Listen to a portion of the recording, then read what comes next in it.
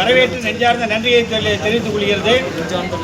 23 ஆண்டு கால அந்த ஓய்வு ஊதியம் இல்லாத ஒரு நிலைமைக்கு இன்றைய தினம் ஒரு முற்றுப்புள்ளி வைக்கப்பட்டுள்ளது.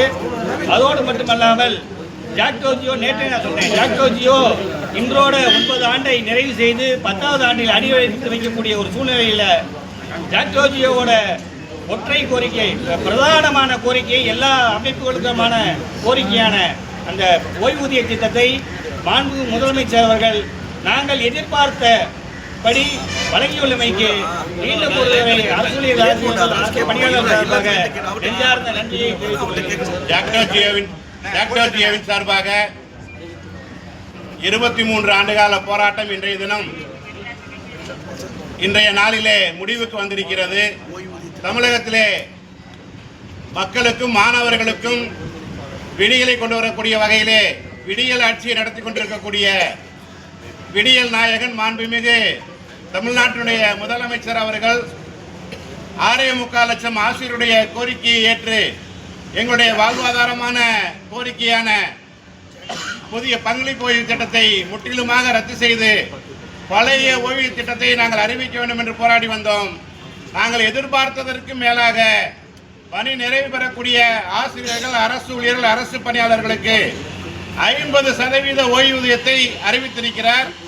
அது மட்டுமல்ல, இறப்பு பணிக்கொடையாக இறந்தவர்களுக்கு 25 லட்சம் ரூபாய் வழங்கப்படும் என்று சொல்லியிருக்கிறார்கள்.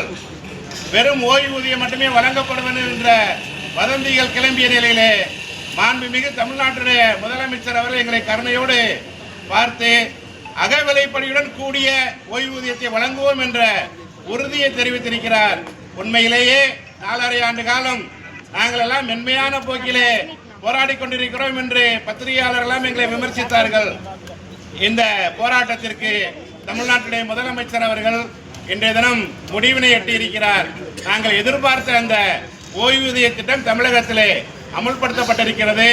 ஜாக்டோ பேரமைப்பு முழுமையாக அதை வரவேற்கிறது. அதற்கு மேலாக எங்களுடைய மிக முக்கியமான கோரிக்கையான 2003க்கு பின்னால் இன்றைய தேதி வரை பணி நிறைவு பெற்றவர்கள் இறப்பு காரணமாக இறந்தவர்களுக்கெல்லாம் 48,000 பேருக்கு ஒரு கருணை ஊதியமாவது வழங்கப்பட வேண்டும் என்று கேட்டுக்கொண்டிருந்தோம்.